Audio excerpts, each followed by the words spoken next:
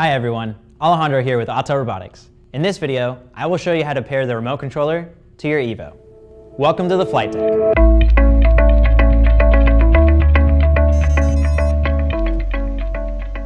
Your aircraft and remote controller will be paired at the factory.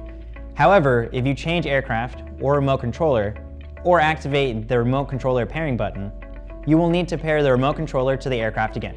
You can determine if the aircraft is disconnected from the remote controller by powering up your remote controller and aircraft.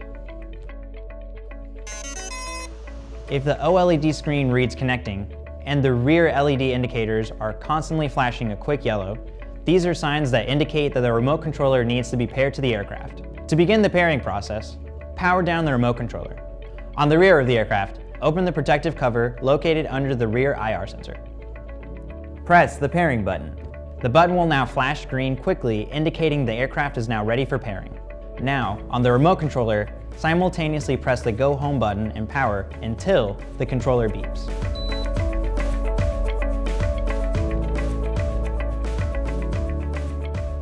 The controller will power up and the OLED screen will change from connecting to the flight information panel.